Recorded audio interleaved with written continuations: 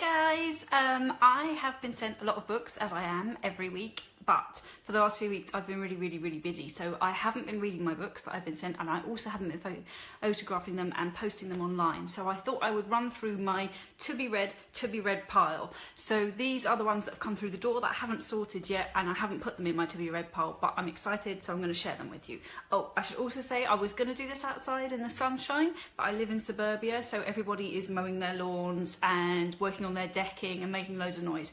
So we'll do it inside for the time being, and I'll just get really hot and shiny with all my doors closed. Okay, so first in my pile of to be read, or my pile to be filed to be read, is this, which is very exciting. This is from the lovely Rowan Coleman, who I love and adore, and this is called The Summer of Impossible Things. Now, I think this is going to be a massive book. It's really hyped. There are lots of things coming up, so I'm going to read you the back of it. So it says, if you could change the past, would you? It is only after her mother's death that Luna discovers the secret she has been hiding for 30 years. Now she and her sister must travel to their mother's childhood home and settle her affairs. But in Brooklyn, something impossible happens to Luna. She finds herself in 1977, face to face with her mother as a young woman in the week that changed her life forever. To save a life, would you sacrifice your own?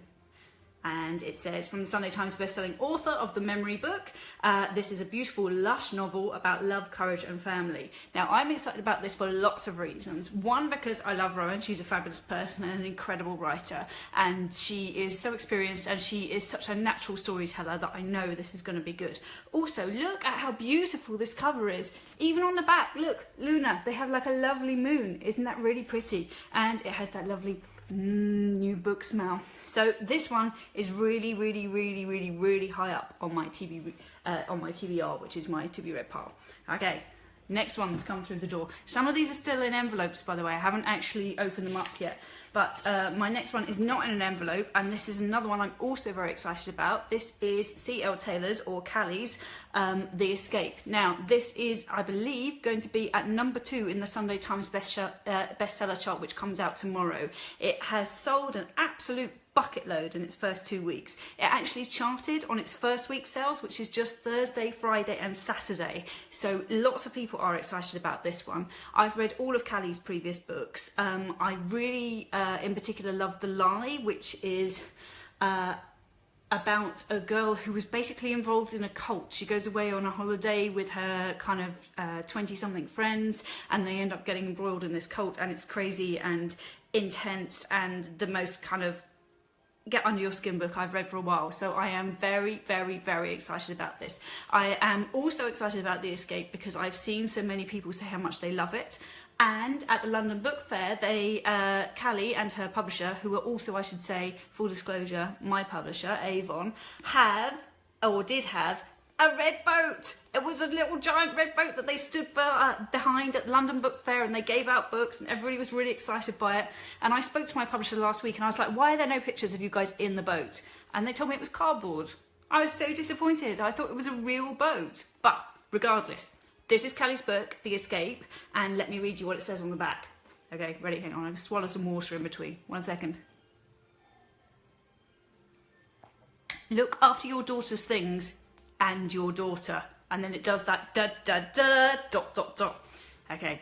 When a stranger asks Joe Blackmore for a lift, she says yes, then quickly wishes she hadn't. The stranger knows Joe's name, she knows her husband Max, and she's got a glove belonging to Joe's 2-year-old daughter Elise. Ooh. What begins with a subtle threat swiftly turns into a nightmare as the police, social services and even Joe's own husband turn against her. No one believes that Elise is in danger, but Joe knows there's only one way to keep her child safe. Run. The smash hit bestseller returns with the nail-shredding roller coaster ride you won't be able to put down. So, doesn't that sound amazing? Let me know, by the way, underneath this if you've read this, or indeed if you've read Rowan's, or you've read any of the other books, and which ones I should put towards the top of my pile. But Callie's is definitely going to be up there. So that's come through the post. That's good. Right, now what else have I got through the post? Okay, this one still has its press release attached. I'm doing really well. What I do is I sometimes open my posts and my cleaner, I know I'm very spoiled, I have a cleaner, comes in once a week and moves them around in my study, which makes it look like I've done things with them, but I haven't. Oh, I've got a lovely message coming through from Rebecca Pugh, and it says, "Go on, Angela." Love the escape, riddled with tension and panic, and then 3 exclamation marks. That's a lot of panic. That's good. Good stuff. Okay, that's a high praise coming from Rebecca as well, who is also a fantastic writer. Okay, and now we have, oh yeah, this is really good. So I got sent this by Karen Arenda, who is wonderful and like a complete stalwart of the publishing industry. She's massive in the crime scene in the sense that everybody knows her, everybody loves hanging out with her. She's just like the loveliest lady. She's also super glamorous with this amazing blonde hair and like kind of bubbly personality, and she always got really great lipstick on. I can't do lipstick, it doesn't work for me. Anyway, she has sent me this book, which I have heard so many things about, and look at how beautiful this cover is. This is by Sue Bristow, Sue S.U., and it's called Sealskin. Look at that. Isn't that really pretty? Really, really, really pretty. Now, the reason that lovely Karen sent this to me is because so many people I know have been posting about how beautiful this book is and how much it's got under their own skin. And I have, I mentioned it online a couple of times. I kept saying, oh my God, so many people are saying how brilliant this is. So lovely Karen sent me one, which is fantastic. And then what have I done? I have not read it yet, but I'm really looking forward to it because she told me it is one to savour. It's something to kind of enjoy. So if I did have time today on this glorious sunny afternoon, I could be sat in the garden reading this, which would be great. But let me read you the back of it. Okay. What happens when magic collides with reality? Donald is a young fisherman eking out a lonely living on the west coast of Scotland. One night he witnesses something miraculous and makes a terrible mistake. His action changes lives, not only his own, but those of his family and the entire tightly knit community in which they live. Can he ever atone for the wrong he has done, and can love grow when its foundation is violence? Based on the legend of the Selkies, ooh, didn't know this, seals who can transform into people. What? Sealskin is a magical story evoking the harsh beauty of the landscape, the resilience of its people, both human and animal, and the triumph of hope over fear and prejudice. With exquisite grace, Sue Bristow transports us to a different world, subtly and beautifully exploring what it means to be an outsider and our innate capacity for forgiveness and acceptance. How lovely does that sound? And I have to say that every time I see it mentioned, everybody almost always uses the word beautiful. So I'm really looking forward to that one. Okay, next in my pile is also still in its press release. Now, who's this one from? Oh, this is from lovely Kate Stevenson, who actually was my editor for Watch Me. She worked on Watch Me before she has gone on to become the senior commissioning editor at Wildfire, which is very exciting, new imprint, very posh. And she has sent over this book, and she says, "Hello, lovely Angela. Big congrats on the publication of Watch Me. Oh God, how long has this been in my pile? Hope it flies off the shelves, blah. I wanted to send you a proof of my first acquisition." Oh wow, so this is her first book that she acquired in her new role at Wildfire. That's so cool. And she says she thinks that I'm gonna love it, which is very exciting. Okay, so this is called Close to Me, and it is by Amanda Reynolds, and I will read you the back of it. She can't remember the last year. Her husband wants to keep it that way. Ah, dark. We love that as a dark opening. When Jo Harding falls down the stairs at home, she wakes up in hospital with partial amnesia. She's lost a whole year of memories. A lot can happen in a year. Was Jo having an affair? Lying to her family? Starting a new life? She can't remember what she did or what happened the night she fell. But she's beginning to realise she might not be as good a wife and mother as she thought. A gripping psychological drama from a phenomenal new talent. And this is out, oh, it's out April, so it's probably out now. Let me see if I can find out when it's coming out, or if it's coming out soon. No, I can't. It's coming out in April, so soon, so you can get your hands on it. And, oh, I've got a lovely message coming through from Beverly. Hi, Beverly. It says, "This is fab, Angela, go girl." Oh, how exciting. I really should have put makeup on before I did this, but never mind. Or at least false eyelashes, also, never mind. Anyway, so this is called Close to Me by Amanda Reynolds, and Kate is a fantastic editor, so I am very excited to see what this is like and to get stuck into this one. And it sounds like it's going to be out this month, so watch out for that one. Okay, next in the pile I have, now I am so excited by this one. Look at how swishy this proof is. This is what you call big bucks, super expensive, super excited lead title proof. Now this is from the incredible writer Erin Kelly, and it says on the front of this, "Who do you believe?" And the title of the book is on the side, which is He Said, She Said. And this is, oh my God, have I got anything to read you? Because it's such a nice proof. It's all like, they know people are going to open this. It's by Erin Kelly. They know people are going to open this and read this. Erin Kelly wrote The Poisonwood Tree, which was a phenomenal success. She also wrote the Broadchurch novels, and she is a fantastic writer with a really amazing dress sense, actually. Every time I see Erin Kelly, she is always wearing something that I would like to steal. And also, I know that she likes dresses with pockets, and you've got to love any girl that loves dresses with pockets. Let me see if I can find something about this book. I have to say, I know some things about this book because everybody's been talking about it in the industry. So many parties I've gone to, people have been like, oh my God, have you read Erin's latest book? It's so amazing. And I know that it involves storm chasers. Is that right? I think they go, or tornado chasers, and that's what it's based on, but it's a gripping psychological drama. Let me see if here we go. He Said, She Said is the story of Kit and Laura, young and in love, and cementing the first dawn of their relationship by travelling to see a total eclipse. Eclipse chasers, not storm chasers. Rebecca's saying this one sounds amazing. I know, right? So exciting. Okay, right, so Kit and Laura, young and in love, and cementing the first dawn of their relationship by travelling to see a total eclipse, the first of many they plan to experience together. But after the darkness, they interrupt something terrible. Laura knows what she saw, but the man denies it. And later, when the victim turns up on their doorstep, the story becomes ever more complicated. It's about love, lies, damage, and secrets. And the lies you think you're telling and being told may not be the ones that you get. How good does that sound? So this actually came out in February, so it must be out there. So have you read it? Is it out in February? Yeah, it's out in February, so it must be out by now. So let me know if you've read it. Hi Dave. Dave says that sounds brilliant. It does sound brilliant, doesn't it? Really, really, really cool. I have to say that Erin Kelly is one of those writers, you get them every now and then, that is beloved by other writers. So we all read loads of books, but Erin Kelly is one of those ones that basically every writer loves, which I always think is incredible high praise. It means she must be incredibly skillful, very talented, and also it means she tricks the writers. Because the problem with always writing psychological thrillers or crime or things like that is that we tend to spot where the story's going to go, and Erin is one of those ones who manages to still pull the wool over all of the writers' eyes, which is great. Okay, so that's He Said, She Said by Erin Kelly. I have to say this is probably definitely vying for #1 spot on the to be read pile because so many people have said how amazing it is.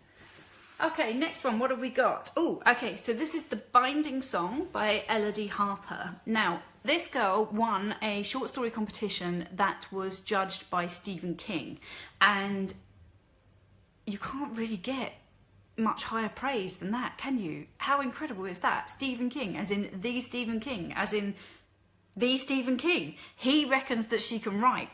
That's good enough for me. She's on my pile.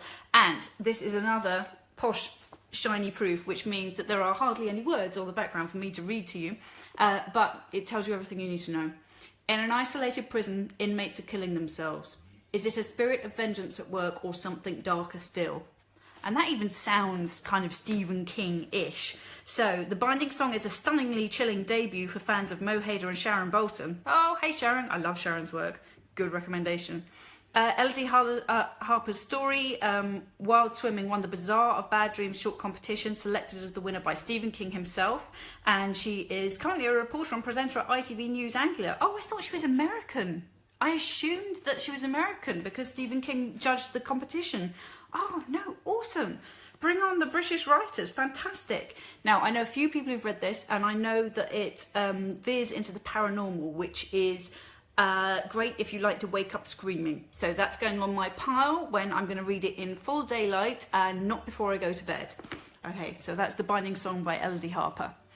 Now, what next have we got? Okay, then we've got another one that's still wrapped in its PR packaging. Now, this is Exquisite by Sarah Stovall. Who sent me this? I have no idea. Oh, it's from Renda, it's from Karen again. Ooh, sexy cover. Look at that. Isn't that nice? Okay, on the cover it says she loves me not. Exquisite. Do you think it reminds you of chocolate? Like this, you could open this book and it'd be full of chocolates. That's what I feel looking at the cover. Okay, I'm gonna have another sip of water. Okay. She stopped crying and looked at me, silent, her blue eyes fixed upon me. I shuddered. I thought, I am in the presence of evil. Stunning debut psychological thriller, and the rights have been sold to Germany, France and Sweden. That means that all those countries have bought it, and that means that all those people are excited about reading it. It says, Bo Luxon has it all. A loving family, a beautiful home in the Lake District, and a clutch of best-selling books to her name. Oh my God, it's about an author. Okay. Enter Alex Stark, an aspiring writer who is drifting through life with a series of dead-end jobs and a freeloading boyfriend. When they meet at a writer's retreat, the chemistry is instant and a sinister relationship develops. Or does it? It literally says that in big letters. Or does it? Breathlessly pacey, taut and terrifying, Exquisite is a startlingly original and unbalanced psychological thriller that will keep you guessing until the very last page. Okay, and this is out in June. Okay, so this one's coming out on the 21st of June this year. So I have a nice advanced copy of this. And Dave Hardy is saying Arenda books have to be one of the best. Hashtag Team Arenda. That is so true. They are a fantastic publisher. And again, they are basically run by Karen, who is fantastic and is so passionate about all of her writers and all of her authors and all of the books that she reads. She's also really lovely, as I said before. So she is great, a great one to support. Also, they're an indie, which is fantastic. Ooh, and Noelle Houghton has done an ooh. Yeah, it's definitely an ooh moment. Okay, so this is Exquisite. I still think it looks like chocolates. I am now, having not read the back of this before, super excited because it's based on a writer and it's based on a writer's retreat. And I love going on writer's retreats. I've been to loads. I'm going on one, the next one in June. And I love going away. Now, what you tend to get with writer's retreats is they tend to be in the middle of nowhere in nice, quiet spaces. Noelle is also saying Karen is awesome. She is, isn't she? Karen really is. But seriously, how much love is there from the publishing industry for Karen? Everybody's like, yay, Karen. So yeah, going back to Exquisite, this is set at a writer's retreat. They tend to be in the middle of nowhere. They tend to be quite quiet. They tend to be scary. Katerina Diamond has come on and said, but are you going to kill anyone? Who, Kat? Who am I going to kill? Do you mean on video? Like, I'm going to live stream. Oh, she's referring... Okay. She's talking about my next book, where there is a live streamed attack on it.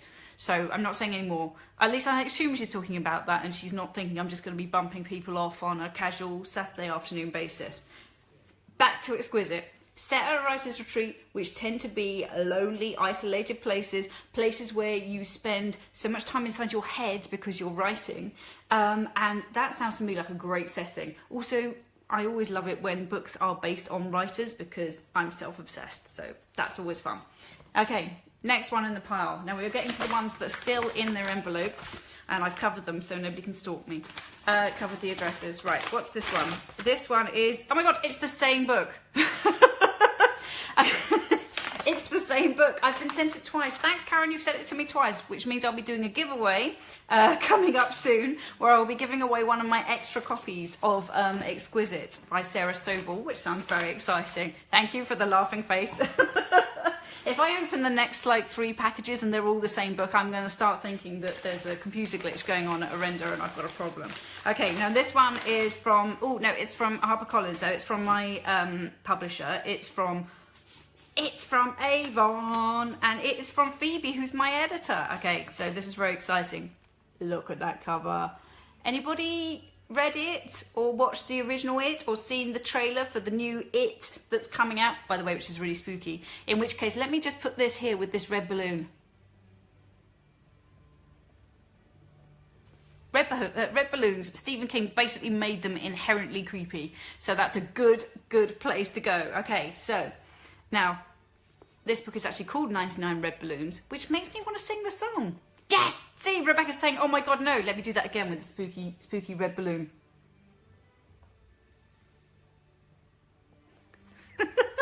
um, and Rebecca's saying, I'm so jealous of you right now. Don't be jealous. I'm really hot and I've still got to read all of these, which is really exciting, but I think I can't sleep now for the next 4 weeks to get through all of them.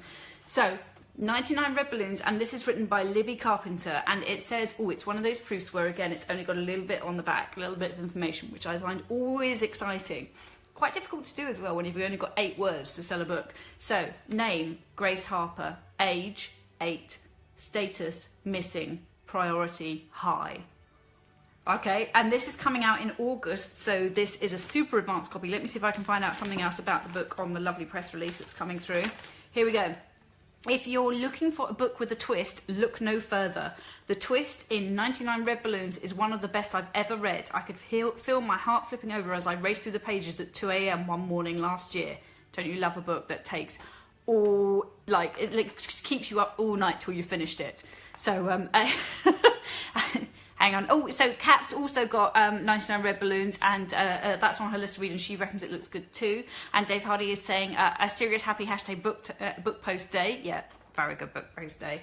Okay, and right, on hearing the title of this book, most people mention the song. That is the first thing that went through my mind. I won't sing it because I'm tone deaf and nobody wants to hear that. But you know the 99 Red Balloons one, right? It might even be in your head now, but don't be fooled. This book is a lot less cheerful than that. Okay, 99 Red Balloons tells the story of 8-year-old Grace Harper, who is last seen in a sweet shop in Preston. We follow her mother, Emma, and her aunt, Stephanie, as their family falls apart in the wake of Grace's disappearance. Interspersed is the voice of Maggie, an ageing widow who sees the pictures in the news and feels her heart break all over again. For Grace is not the only girl who went missing. Zoe went missing too. That actually just gave me chills. Look, can you see? Goosebumps. Anyway, Libby Carpenter is a debut author from Preston. She was longlisted for the Oval Literary Prize 2015 and 2016 and the Dyslexia Women's Novel Award 2015. What is it with all these unpublished writers winning all these awards? It's incredible. Okay, she loves living in the north of England and sets most of her stories in the area. Awesome. Okay, and basically then it just says, don't take sweets from strangers. That's so true, unless it's chocolate and you're over 18, in which case you should definitely take the chocolate. Okay, so that is 99 Red Balloons by Libby Carpenter, and it looks seriously spooky, and I'm just going to do the balloon one more time from it because I got very excited by doing that and I'm really sad. There we go. Okay, next in the pile, oh, we're down to 2, only 2 more left. Oh no, this one's got 2 books in it. This one is, this is from one of my former editors, Hannah Knowles, who is now at Canongate. She published Confessions of a Fashionista, which is it's a memoir, so it's non-fiction, about the time that I spent working in the fashion industry. And she has sent me, she does non-fiction books, and she has sent me, some nice things that to help cheer me up. I was obviously having a sad day when she sent them. Thank you, Hannah, that was very nice of you. Okay, The Philosophy of Snoopy, I love it already. There are always ways of working things out. Oh, and on the back, it's great. It just says supper time. Yeah, that's basically, I love that already. That's absolutely me. And the next one, oh, interesting. Rebecca Solnit, Hope in the Dark, Untold Histories, Wild Possibilities. And this is a lovely little book. And I'm a big fan of little books, especially when you have a big to-be-read pile. I like things that you could read all in one go, conceivably, in like a day-to-day busy life. So I like a slim book. Now, this says, at a time when political, environmental and social gloom can seem overpowering, this remarkable work offers a lucid, affirmative and well-argued case for hope. Oh! Hope in the Dark traces a history of activism and social change over the past 5 decades, from the fall of the Berlin Wall to the worldwide marches against the war in Iraq. Following in the footsteps of the last century's thinkers, including Woolf, Gandhi, Borges, is that how you say it? I never know how you say it. B-O-R-G-E-S. You can't take the piss, by the way, out of people who don't know how to pronounce things, because it just means they learn those words by reading. Benjamin and Havel, Solnit conjures a timeless vision of cause and effect that will light our way through the dark and lead us to profound and effective political engagement. I love that. I love the sound of this. Now, just before I go to bed, I don't actually tend to read fiction. I tend to have about 3 or 4 books on the go at a time, and just before I go to bed and just before I go to sleep, I tend to read non-fiction. I find it's a nice way to empty my mind out. Otherwise, I spend my night lying awake thinking of my story or other people's stories or what I'm working on at the moment. So this is going to go onto my pile next to my bed for me to read before I go to sleep and to give me hope about the future and that we're all going to be okay in this crazy post-Brexit, post-Trump, post-truth world. So that is Rebecca Solnit, Hope in the Dark. Nice. Thanks, Hannah. That was very nice of you to send them. And then we are down to the last one. And this one, oh, hang on. I'm going to have to get scissors. Be back 1 second. This one is still in its packaging. So let me open it up. And it's been packaged extremely well, which means this is going to be awkward. By the way, can you hear the radio in the background? I probably should have turned that off before I started doing that. Hi, Richard. Hi, Jenna. Jenna and Richard have come on to say hello. Hey, guys. I'm almost at the end of my big pile of books that have arrived that I haven't sorted through yet. And let me see what this one is. Okay.